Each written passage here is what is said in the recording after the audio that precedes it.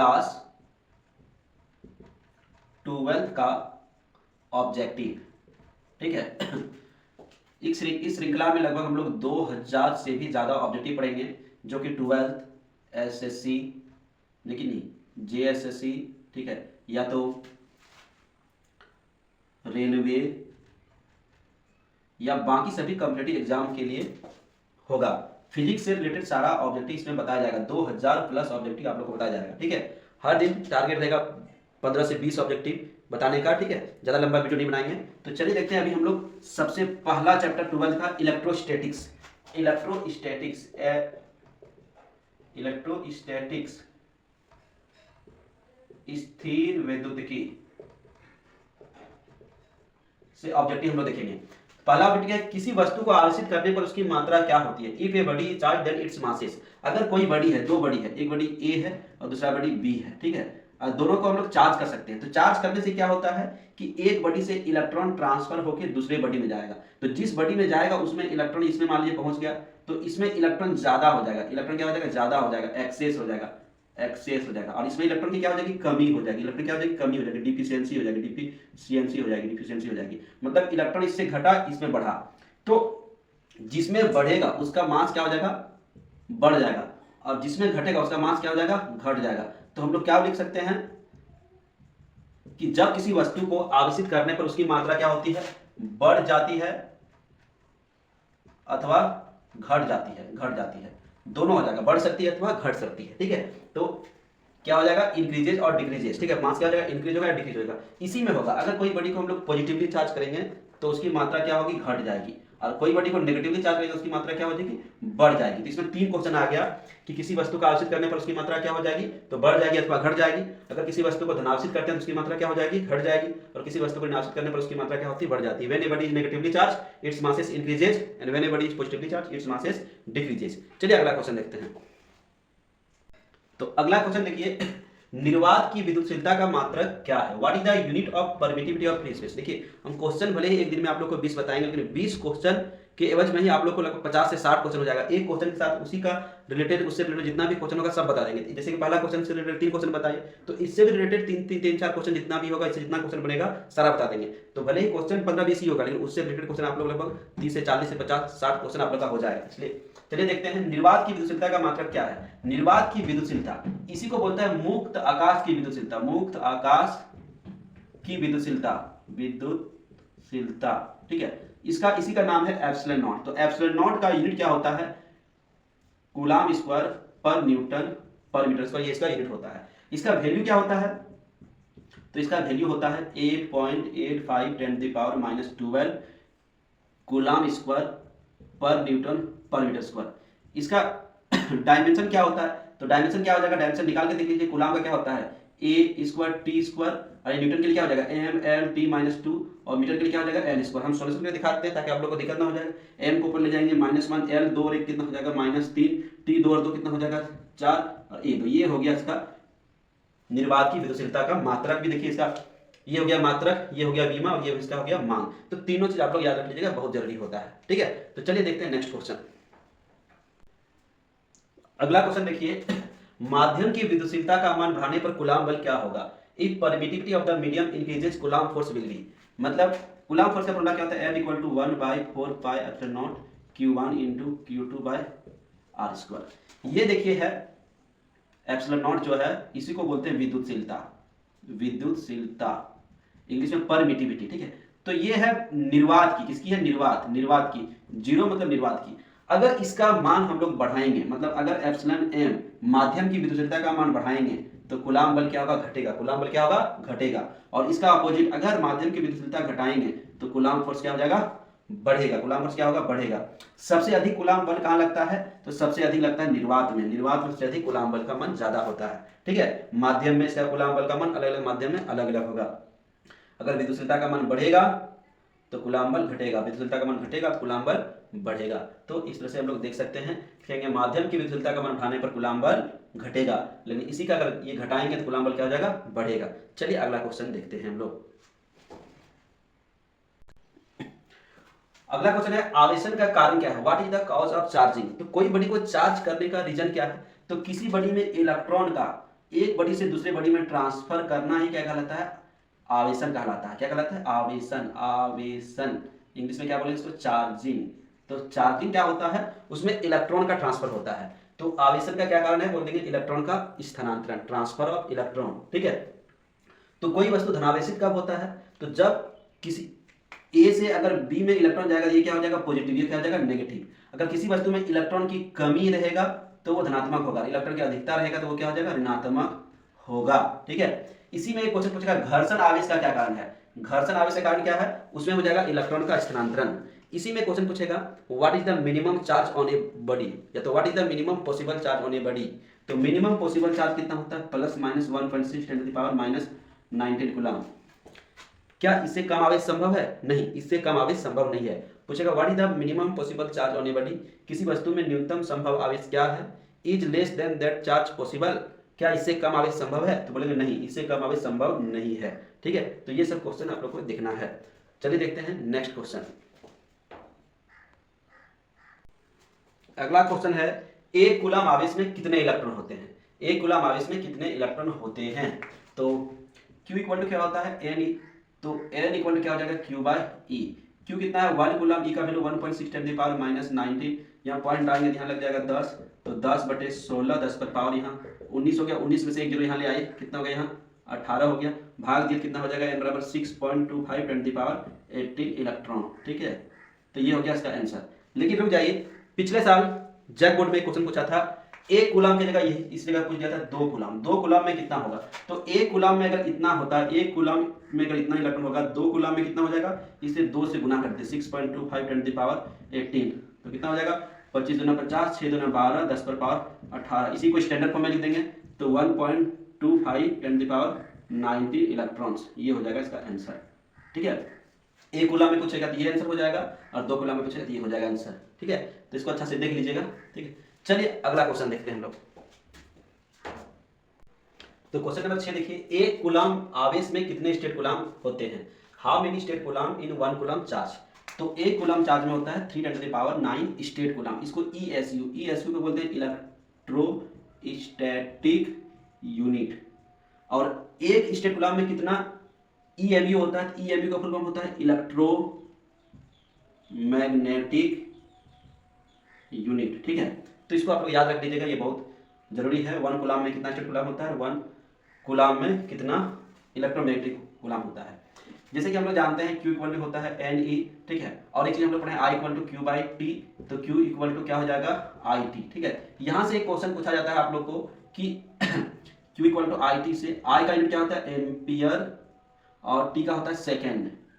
तो ampere second किसका unit है, तो ये एम्पियर सेकेंड किसका यूनिट ना पूछ के पूछता है, ampere hour. Ampere hour, ampere घंटा से बोलते हैं किसका यूनिट है, तो एम्पियर घंटा किसका यूनिट है, आवेश का। हालांकि आवेश का यूनिट ज्यादा फेमस यूनिट क्या होता है, कूलम होता है ज्यादा फेमस यूनिट आवेश का, लेकिन ये भी पूछा जाता है कि एम्पियर घंटा किसका यूनिट है, तो ये कंफ्यूजन वगैरह में रहता है, तो इसको देख लीजिएगा, एम्पियर घंटा किसका यूनिट होता है, आवेश का ही होता है। बैटरी वगैरह जब लेने जाते हैं पूछते हैं कितना एम्पियर घंटा वाला बैटरी चाहिए। ठीक है, तो एम्पियर घंटा किसका यूनिट होता है, आवेश का ही होता है। कहां से होता है ये देख लीजिए, I इक्वल टू Q/T हुआ, तो Q इक्वल टू क्या हो गया, IT। I का यूनिट क्या हो गया, एम्पियर, T का सेकंड, सेकंड का बड़ा यूनिट क्या हो गया, घंटा हो गया, आवर।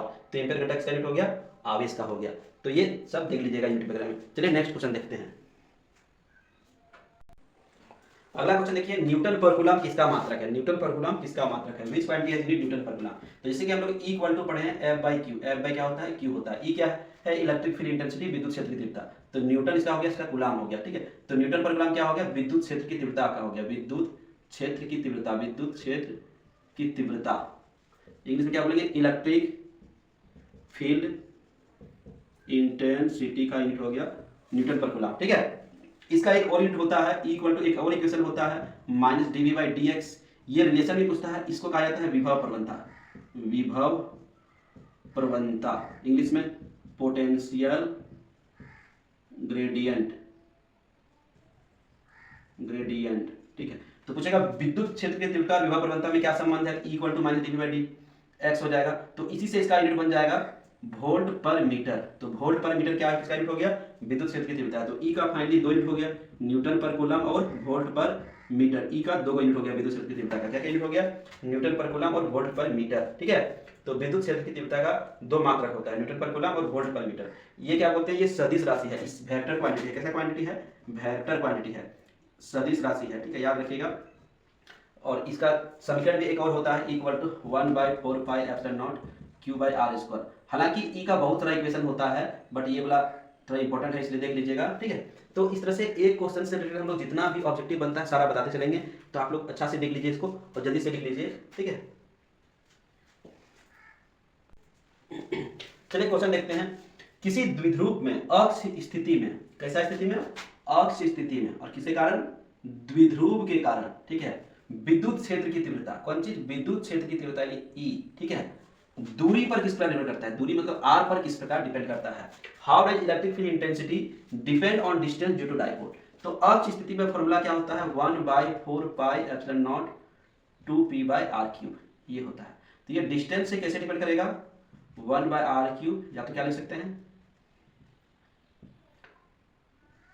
r⁻⁻3। ठीक है, ये अक्ष रहे चाहे विषुवतीय रहे, विषुवतीय को ही बोलते हैं निरक्षीय। ठीक है, एक्सियल का ही बोलते हैं इक्वेटोरियल, इसलिए अक्ष रहे चाहे रहे नॉन एक्सियल, नॉन एक्सियल को ही बोलते हैं इक्वेटोरियल। ये एक्सियल का है, हालांकि ये फॉर्मूला होता है। नॉन एक्सियल का क्या फॉर्मूला होगा? नॉन एक्सियल का ये होगा फॉर्मूला ई 1/4πε0 p/r³। ठीक है, ये हो गया नॉन एक्सियल का फॉर्मूला, इक्वेटोरियल का। इसमें देखिए, यहाँ देखिए, इस जगह पर देखिए, इस जगह पर देखिए, इस जगह पर यहाँ कंपेरिजन कीजिए। अक्ष स्थिति में यहाँ 2p होता है, निरक्ष में p होता है, लेकिन ये r³ दोनों में होता है। r³ क्या होता है? दोनों में होता है। ठीक है, तो द्विध्रुव जब भी रहेगा तो क्यूब रहेगा, द्विध्रुव जब भी रहेगा क्या हो जाएगा? क्यूब होगा। अगर विद्युत क्षेत्र की तीव्रता पूछा जाए तो, जब भी क्वेश्चन पूछेगा किसी विद्युत ध्रुव के कारण अक्ष स्थिति में विद्युत क्षेत्र की तीव्रता, तो यहाँ क्यूब लगा दीजिएगा, दूरी पर बोल रहा है। ठीक है, एक और इसमें क्वेश्चन बनता है कि अक्ष स्थिति में विद्युत क्षेत्र की तीव्रता और निरक्ष, ये दोनों में संबंध क्या है? ये दोनों में क्या संबंध क्या है? तो हम लोग देखिए, E A बराबर 2EE।